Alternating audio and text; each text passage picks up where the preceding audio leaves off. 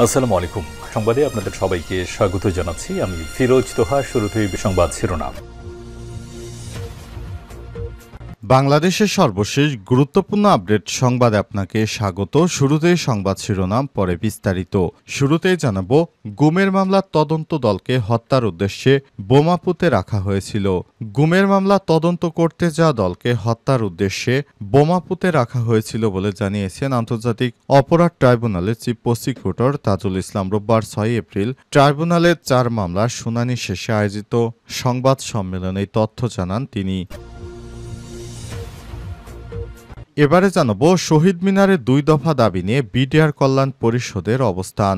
২ দফা দাবি নিয়ে রাজধানীর কেন্দ্রীয় শহীদ মিনারে অবস্থান কর্মসূচি পালন করছে বিডিআর কল্যাণ পরিষদের সদস্যরা। আজ ৯টা থেকে এই কর্মসূচি শুরু হয়েছে এবং সন্ধ্যা ৭টা পর্যন্ত চলবে। এবারে জানাবো, দেশে প্রবাসী আয়ে রেকর্ড মার্চে এলো $৩ বিলিয়ন বেশি।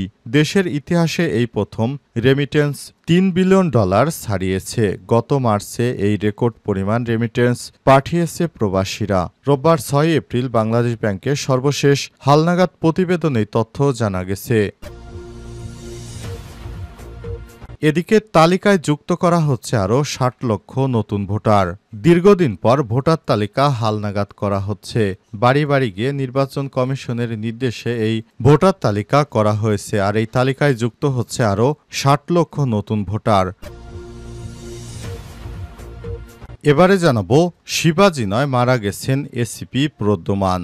সনি টিভির জনপ্রিয় ধারাবাহিক সিআইডির অন্যতম চরিত্র এসিপি প্রদ্যুমান, যার আসল নাম শিবাজি শতমের, এই সম্প্রতি চরিত্রটি নিয়ে নেটিজনদের মধ্যে ব্যাপক আলোচনা হয়েছে। এবার তিনি মারা গেছেন বলে সনি টিভির পক্ষ থেকে জানানো হয়েছে। এখন থেকে আর তাকে সিআইডিতে দেখা যাবে না। বিষয়টি সামনে আসতেই এসিপির অনেক ভক্ত মনে করেন সত্যি অভিনেতা শিবাজি মারা গেছেন, কিন্তু বাস্তবে একেবারে সুস্থ আছেন। সিআইডি খ্যাত অভিনেতা প্রদ্যুমান মারা গেছেন, অর্থাৎ এখন থেকে আর সিআইডিতে প্রদ্যুমানের চরিত্রে কাউকে দেখা যাবে না। এবং সর্বশেষ জানাবো, যুক্তরাষ্ট্রের ট্রাম্প বিরোধী ব্যাপক বিক্ষোভ। মার্কিন প্রেসিডেন্ট ডোনাল্ড ট্রাম্প এবং তার মিত্র ইলন মাস্কের বিরুদ্ধে ব্যাপক বিক্ষোভ শুরু হয়েছে যুক্তরাষ্ট্রে। স্থানীয় সময় দুপুরে ওয়াশিংটন সহ কয়েকটি অঙ্গরাজ্যে বড় ধরনের বিক্ষোভ সমাবেশ হয়েছে। বার্তা সংস্থা রয়টার্স এক প্রতিবেদনে তথ্য নিশ্চিত করেছেন। দ্বিতীয় মেয়াদে ক্ষমতায় আসার পর কেন্দ্রীয় সরকারের ব্যাপক হারে কর্মী ছাঁটাই এবং প্রেসিডেন্টের নির্বাহী ক্ষমতা যথেষ্ট ব্যবহারের অভিযোগে বিভিন্ন ঘটনার পরিপ্রেক্ষিতে বিক্ষোভ করেছেন যুক্তরাষ্ট্রের স্থায়ী বাসিন্দারা। প্রিয় দর্শক, ওয়াশিংটনে হালকা বৃষ্টি উপেক্ষা করে হাজার হাজার মানুষ এই বিক্ষোভে অংশগ্রহণ করেছেন। এতক্ষণ শুনছিলেন সংবাদ শিরোনাম, এবারে বিস্তারিত।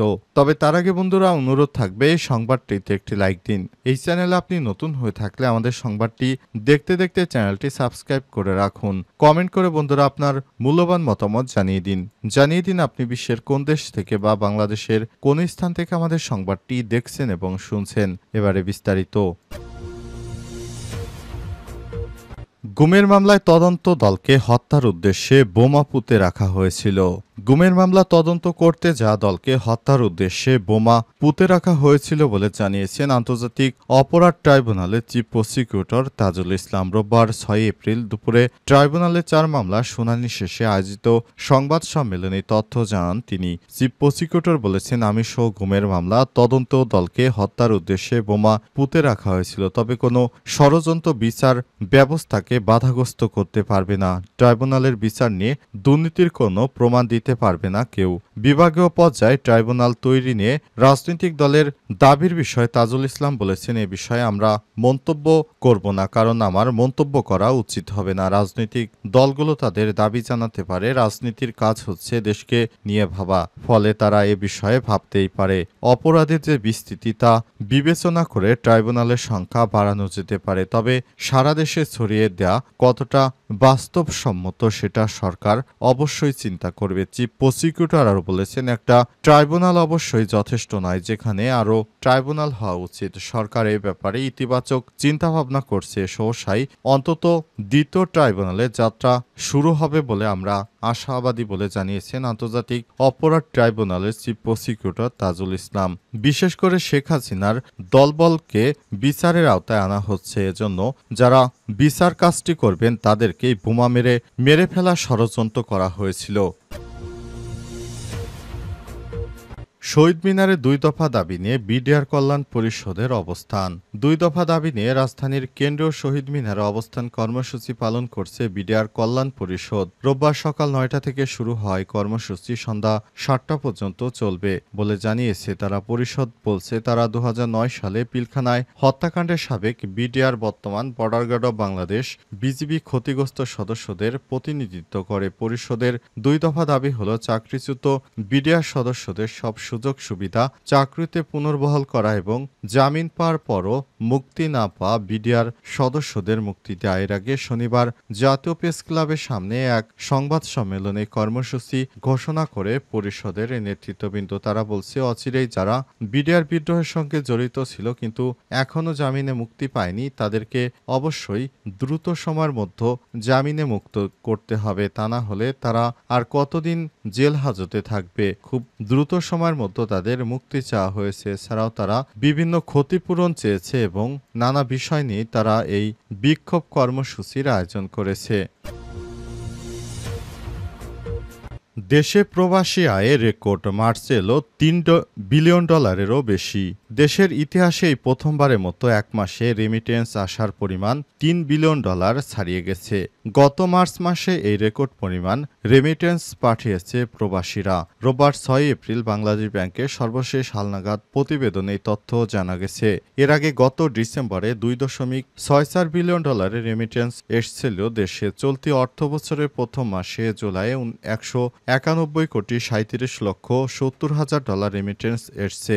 আগস্টে এসছে 222 কোটি 13 লক্ষ 20 হাজার মার্কিন ডলার। সেপ্টেম্বরে 240 কোটি 41 লক্ষ, অক্টোবরে 239 কোটি 50 লক্ষ মার্কিন ডলার, নভেম্বরে 220 কোটি মার্কিন ডলার, ডিসেম্বরে 264 কোটি ডলার, আর জানুয়ারিতে 219 কোটি ডলার এবং ফেব্রুয়ারিতে 253 কোটি মার্কিন ডলার রেমিটেন্স পাঠিয়েছে প্রবাসীরা। এর আগে 2020 সালে করোনা চলাকালীন সময়ে জুলাই মাসে 5.29 বিলিয়ন ডলার রেমিটেন্স এসেছিল। সেই রেকর্ড ভাঙে 2024 সালে বিজয়ের মাস ডিসেম্বরে। 2024 সালের শেষ মাস ডিসেম্বরে পুরো সময় রেমিটেন্স এসেছিল প্রায় 264 কোটি ডলার। এবার অতীতের সব রেকর্ড ভেঙে দিয়ে $3 বিলিয়ন ছাড়িয়ে গেছে রেমিটেন্সের পরিমাণ, যেটি বাংলাদেশের আগে কখনোই হয়নি। এই বিপুল পরিমাণ রেমিটেন্স বাংলাদেশের অর্থনীতির জন্য অবশ্যই স্বস্তিদায়ক সংবাদ।